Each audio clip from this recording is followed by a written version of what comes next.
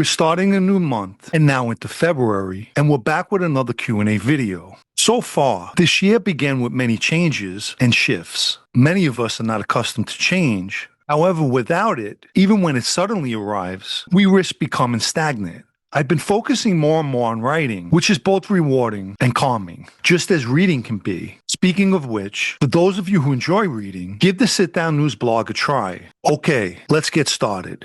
Did you have any dealings with any of the Catayas while in that life? I met Danny briefly when he was released from prison, but the Catay I dealt with the most was young Danny, who was one of Sal's sons. In my opinion, he was a good kid. His father, Sal, a member of our crew, had also just been released from prison, but he was on paper, so I never did get the chance to meet him.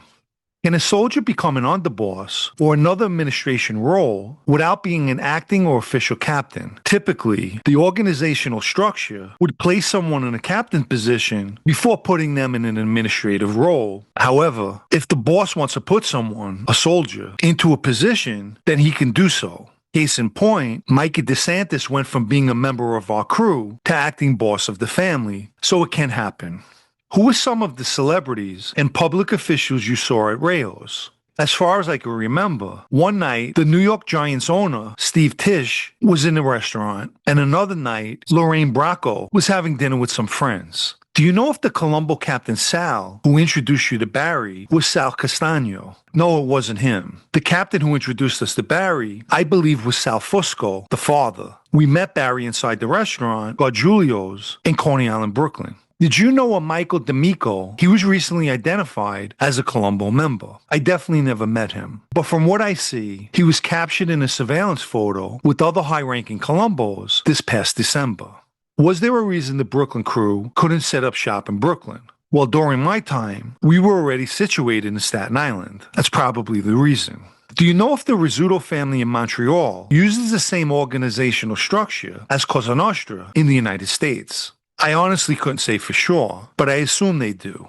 Did anyone you did time with talk about their dogs they left behind, or would that be a sign of weakness? And what kind of dog did Joey Amato have? I remember a lot of guys talking about their dogs all the time, and doing so is by no means a sign of weakness. Joey's dog was a French Mastiff, and he was a very powerful dog. What do you think would have happened if Vic Amuso had not given his approval for the Brooklyn faction to take back the administration? If Vic refused their request, I believe they respected him enough to drop the issue, and today, the family's base of power would still be in the Bronx. The following few questions were sent to me outside of YouTube.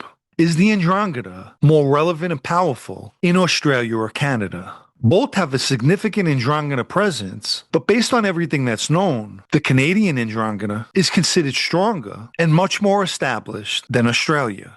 How did journalists gather so much information on Mafia groups? They mainly rely on documents, such as court records and trial transcripts, arrest warrants, and indictments, as well as detention memos and sentencing reports. They also use indirect sources, like lawyers, prosecutors, FBI agents, etc. How many interviews have you turned down? That's a strange coincidence, because I just turned down a recent request. I'm not going to name the news agency, but the reason I turned it down was because they said their compliance department wouldn't approve paying someone with a criminal past. So I asked the person, your compliance department doesn't have a problem with me speaking about my criminal past to make your agency money. Almost all the interviews and projects that I've turned down, and there were many, was because I didn't want to be associated to other former members or associates they were using. And I know by taking this position, I limit myself, but I'd rather never appear than to be aligned with certain people. When you were in the life, did you ever try to deter anyone or encourage anyone from joining? I tried my best to discourage people. I had seen enough to know the mistake of accepting membership. The average person has no clue to the mentality one must possess to survive in that life.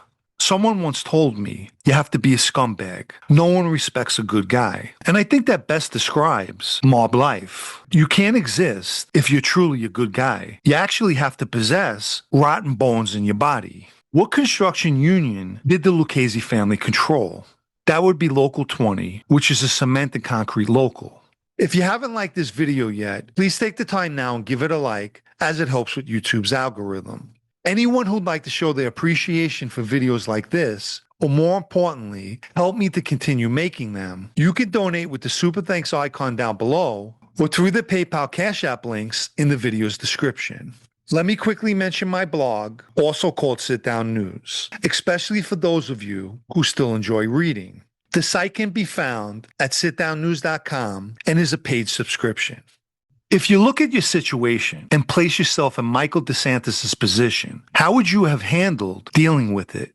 Look, the very first thing I would do differently is demand to see paperwork. Anyone can start a false rumor or accusation, but paperwork, specifically legal documents, don't lie. When I was in prison, just about on a weekly basis, guys would label someone. And over the years, I learned not to believe just word of mouth. On numerous occasions, I witnessed guys being falsely labeled due to jealousy, revenge, or in most cases, just because one guy didn't like another guy. Another important thing that I would have done is immediately sit the guy down and tell him what's being said. By doing this, you can gauge his reaction and hear from the horse's mouth what he has to say about it. It's possible that he would tell you who he thinks placed the false rumor on him, as well as his opinion as to why they did it. I can only speak for myself, and I can't speak for Mikey or why he handled things the way he did.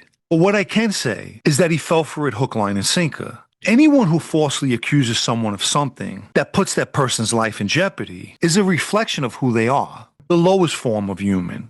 Think about it. These very people got to know my two daughters. My youngest was with me all the time. But do you think they cared that if things went sideways, my daughters would no longer have their father? They couldn't care less. But worse than these lowlives are the guys I considered friends. Guys who were actually very close to me, and specifically my younger daughter. These bottom feeders sat back and watched it all transpire. No one gave me a heads up or warned me. Not precisely.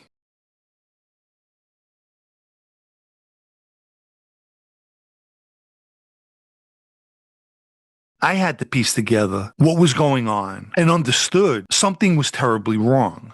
We all have to answer, but understand this. Not the people like Mikey or Vic. I guess all these people I'm speaking about will understand this one day.